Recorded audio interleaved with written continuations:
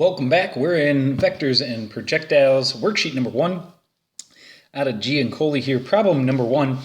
A V is a vector of 24.3 units in magnitude. So maybe it's not a velocity.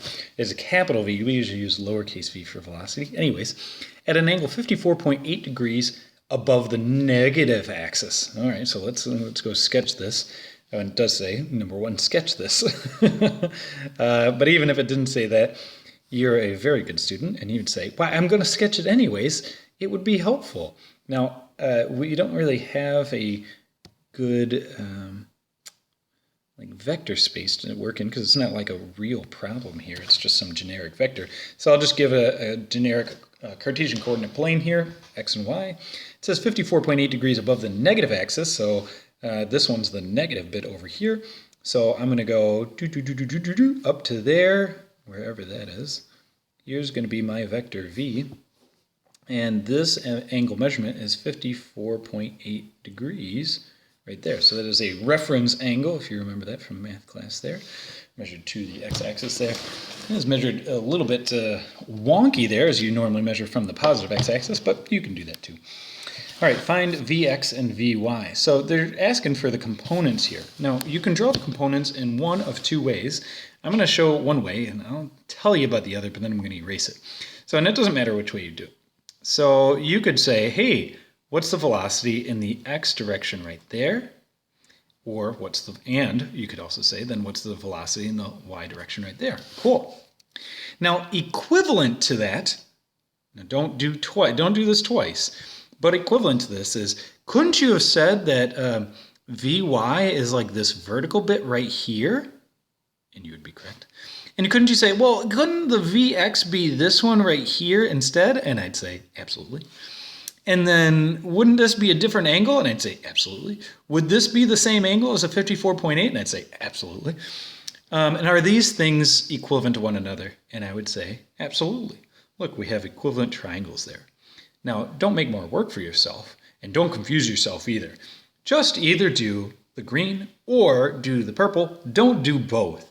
There's nothing wrong with doing both, except that the vast majority of students that I come across, if they do both, they confuse themselves royally and don't know what they're doing. So it doesn't matter which triangle you choose, and you can draw it anyway, and there's no right quote-unquote, right triangle. Watch out for the pun. There's no correct triangle, or one is not more correct than another, okay? So I will do the green one because I normally just draw it that way. I don't know. And it does not matter. But I'll do the green one, and I'll color code it with green here as well, since I'm not going to erase the purple. I don't know why. I'm not going to. Anyways, no, we talked in class here about Vx and Vy. You can describe it like that, but you'll also notice that, hey, that's just the hypotenuse V, right? The original V was our hypotenuse there, times the cosine of the angle, 54.8 degrees. That's what Vx is. And Vy, in a similar fashion, is just the original V times the sine of that angle, 54.8 degrees. And that's it. Okay, cool. Now we're just using SOHCAHTOA to be able to do that, and we did just one of those steps in our head where we're multiplying the hypotenuse over to the other side. Now, and so instead, so boom, I already have Vx and Vy. Now I could put in all of the numbers there since we have 24.3 for V. Maybe I should label that the magnitude of V, and the magnitude is labeled like that. Notice that's very similar to the absolute value signs, and I'd say, yeah, and mathematically you're doing the absolute value signs to for that. If you, whatever number was there beforehand, you do the absolute value to get the magnitude of that. Why is it slightly different? Why isn't it the exact same symbol? Well, think about it like this. What if V was positive already? Well, let me change it. Here's a separate problem. What if V was like already looking like this, and we'll say it's 10 like in the previous examples. Now when I go and take the magnitude of it and I list just the magnitude, it's still just 10. Well, think about that mathematically. If I take the absolute value of V, V is already positive, and say to get the absolute value and to get positive. So now when I look at that, I go, okay, great, yeah, the magnitude is positive, but like, is the direction positive, or is, was it positive already beforehand, or is it just positive now because you took the absolute value? There's like the slightest amount of ambiguity, and I agree, it's just like the slightest amount.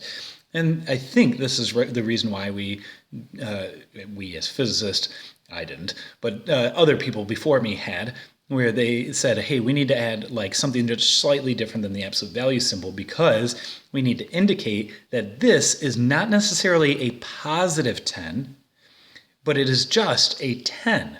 Check it out. Over here in the math example there, that specifically is a positive 10.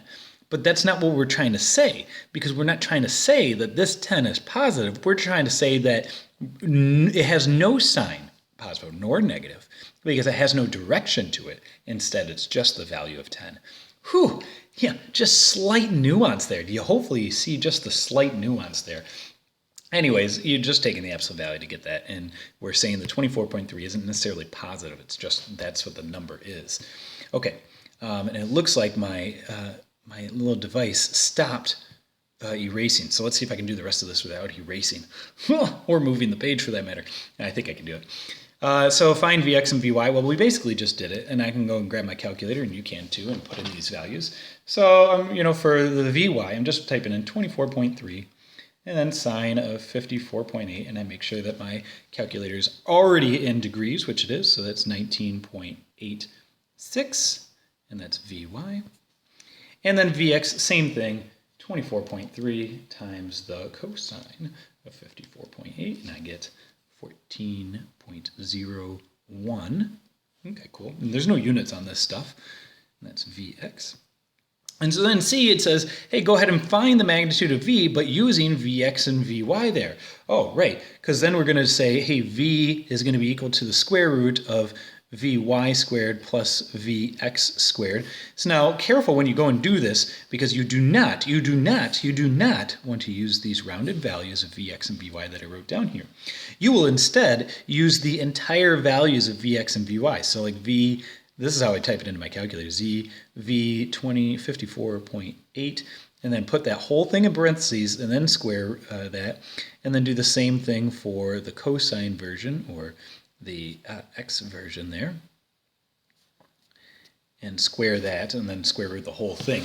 Because if you round first and then square it and then square root it, you can imagine that that slight rounding that you made at the beginning is now going to have a much more pronounced effect after you do all these other calculations with that. Yes, it will. That's called propagation of error. That's like a real term. And in science, we try to avoid that at all possible, because we're just, you know, it's literally just adding extra wrongness, you might say, to say that incorrectly, for literally no reason, like because I didn't, you know, because I rounded that, which is just the silliest thing ever, especially when you're doing like some big experiment, or you're trying to get things nice and neat and correct there. That's just adding inaccuracies.